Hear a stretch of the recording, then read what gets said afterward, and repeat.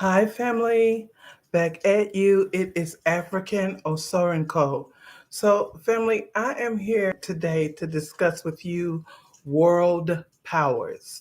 So, we all know that the United States and the West, uh, tries to maintain global power that's on a socioeconomic level, and they really try to ensure that the African countries do not get any power or uh, where they have any little or less to no control over their own countries. Okay, and it is very dismal, family, when you have these larger, or so they think, countries like the West, the U.S., France, Britain, telling the African countries, or feeling they have the right to tell the African countries what they can and cannot do, overstepping their boundaries.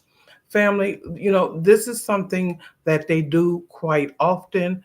It is ridiculous. And I think some of the African countries now are, or again, are asserting themselves and standing up for themselves and saying, you know what, no more, this is it. We want to control our own destiny. And we're seeing that with Burkina Faso, with Niger, and a few of the other countries that is within Africa. And I am loving it, family. It is a beautiful thing because it is time now for our brothers and sisters globally to stand up. First of all, the West owes reparation not only to the continent of Africa, but to the Caribbeans, and also in the Americas, Black Americans are owed reparations. And we can all say on a global level, reparations. We can say that together because that is a debt. That is not a handout or something that we're just looking for to be given. This is something that we are owed globally. Okay? How the West, the extents that they will go through and try to maintain that global socioeconomic power level. Okay, so given the intensity of the race discussion in the US, it is surprising that critical race theory, which describes how social structures and cultural norms help perpetuate white privilege, is not applied at a global level. Why is this the case? One possibility is that the usual analytical facie, like laws and institutions, are less defined globally. So even though we don't see you as people or deem you as intelligent enough because of your race to maintain your own country and run your own country, it doesn't matter. We have control because we're white and we say so. Okay. Many of these structures are also dominated by Western powers. Race is rarely mentioned, for example, in providing explanations as to why, even in the 21st century, leaders of the World Bank or the International Monetary Fund must be nominated by the US and Europe, an imbalance that has led to calls for a democratic reform on voting powers within both bodies. We know that the US and Europe, and working with the UN, the United Nations, are running everything. They're in control of everything. And we can see this, like right now with this issue that's going on between Israel and Palestine. And we see, even though there's calls, even though the UN is directing for Israel to ceasefire, even though the ICC has filed, a has filed orders against Netanyahu, even though the United States have told Mr. Netanyahu to cease fire, and he's not listening. He's not listening to anybody.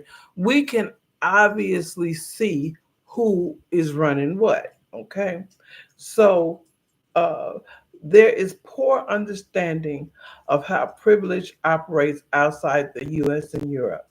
In fact, there is a danger in placing American race based oppression at the center of global discussions on white supremacy. See, family, they don't even want to discuss white supremacy. White supremacy has went all over the world globally and has taken over lands and has pillaged lands and has stolen resources and has murdered people, has did many things behind that frontier of white supremacy. Yet we won't even call it white supremacy.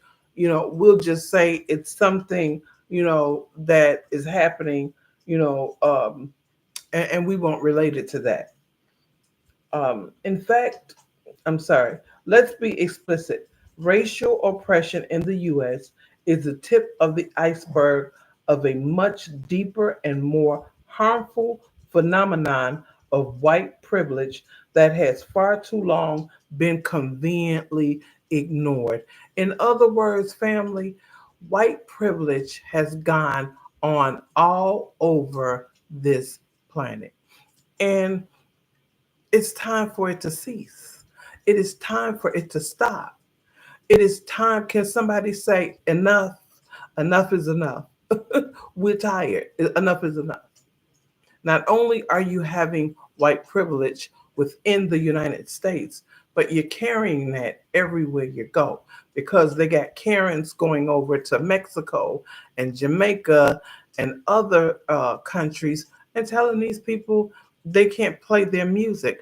In fact, I was in the Bahamas about a year ago, and one of the gentlemen told me that they had started a business. I forget what kind of business it was, but they would have customers come out and they had little animals like little pigs and different things for the kids. And that the woman next door told them she was going to get them shut down, a white woman, a white British woman, and called the police and had them shut down. How can you come to someone else's country and have their business shut down? But see, this is white privilege. This is something that has transpired all over the world, and it is time for it to come to an end. So, the application of critical race theory and other insights into structured discrimination would help unravel much about how white privilege operates on the world stage. There's no, I mean, we can understand how if it happens locally, how it's happening globally, and how it can happen, on a broader stage, on a wider stage, on a worldwide network, because it's unchecked.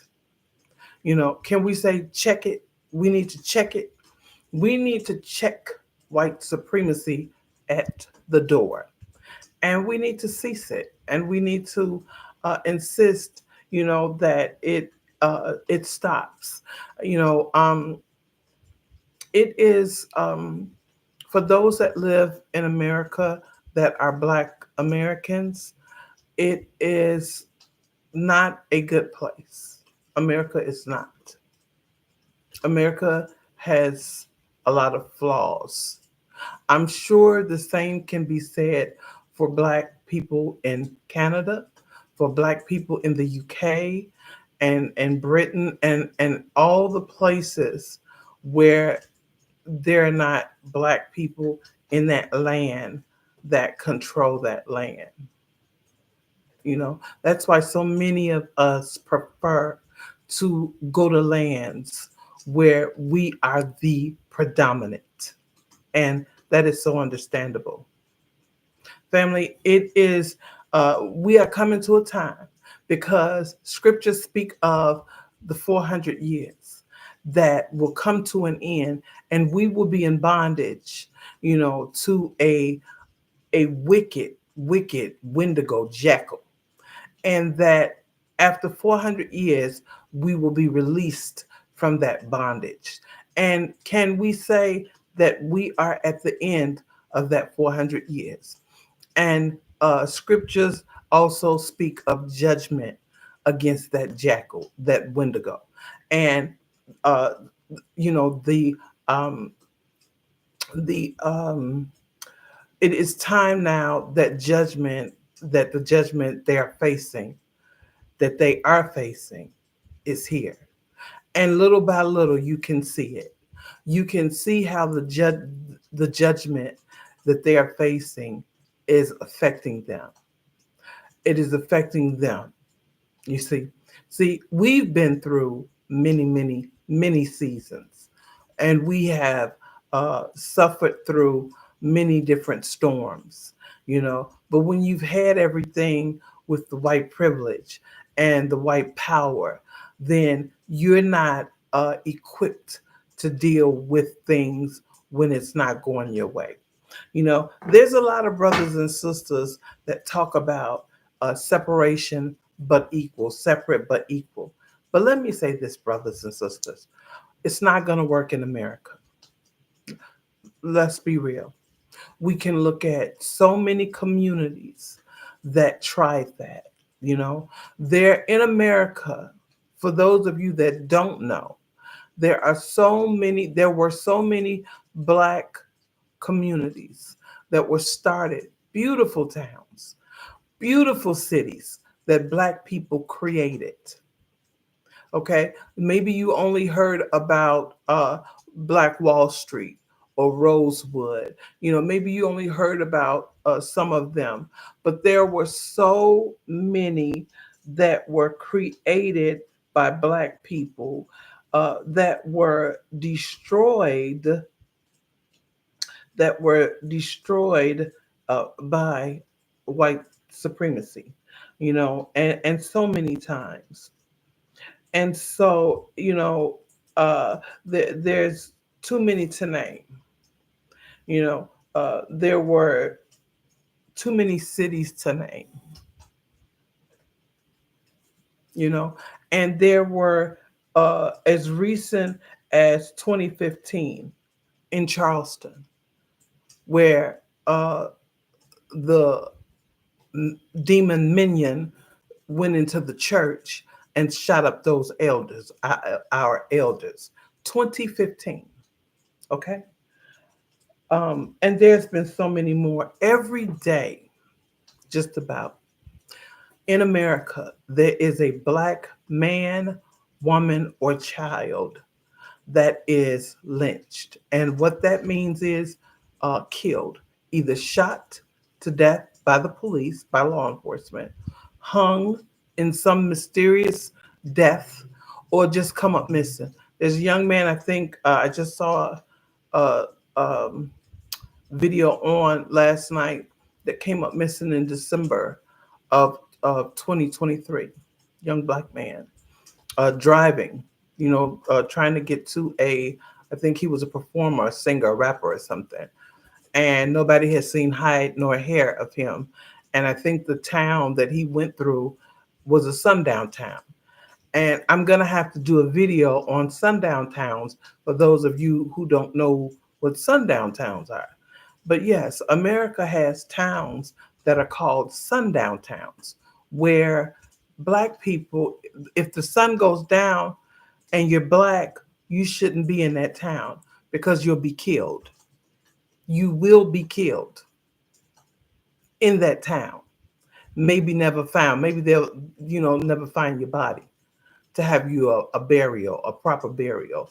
But this still goes on in America. You know, police unfairly kill and shoot unarmed black people just about every single day. In America, a black person is shot or killed by the police. Some we hear about and know of, some we don't hear of and know of. This is occurring every single day. It is high time for something to happen, for these things to cease. Because obviously, nothing that the law enforcement agencies or the government is doing is stopping the murders, the mass murders of Black people. Because we are being killed every single day unwarranted. Children have even been shot by law enforcement. An 11-year-old boy was shot in the chest. His mother called the police. I think someone had broken into the home. Police come and shoot him, a little Black child, in the chest. Could have killed him. Thank God the child lived.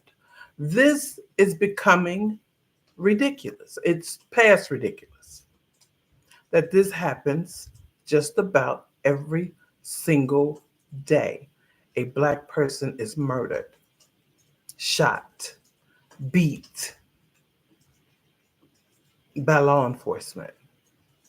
I'm sure there are some good cops out there, but for the most part, this system needs to be tore down and rebuilt. You know, there are people that don't feel that the law enforcement system should be should be touched. But I, for one, think it is high time that it should be dismantled and redone. And I think the same with the healthcare system, with the judicial system, the criminal justice system, the education system. It's all a mess. It's a mess in America. It's just ridiculous. It is not functional. None of the arms are functional or operational of something, of a machine, then that means the machine is no good. Then that means the machine needs some work. You know what I'm saying? That means the machine needs to be taken down, reviewed, looked at, assessed. But unfortunately, it's not happening. So, family, we have to keep our eyes open.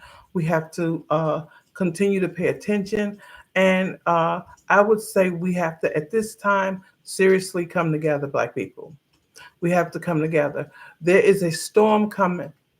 There is a storm coming. There is a storm brewing, as my grandmother used to say. There's a storm a brewing. And you got to get ready because others are getting ready. Black men, cleave to your Black women. And Black women, I would say, cleave to the Black men that are Black men. I would say that.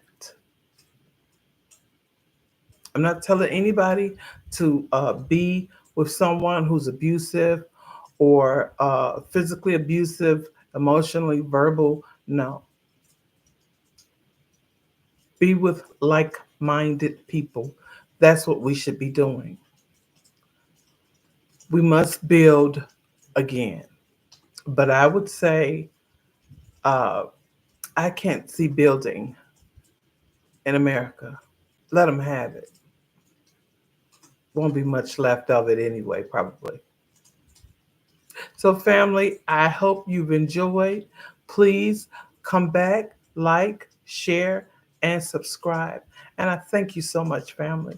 You guys are great and be blessed. Take care. All right, family? Bye bye.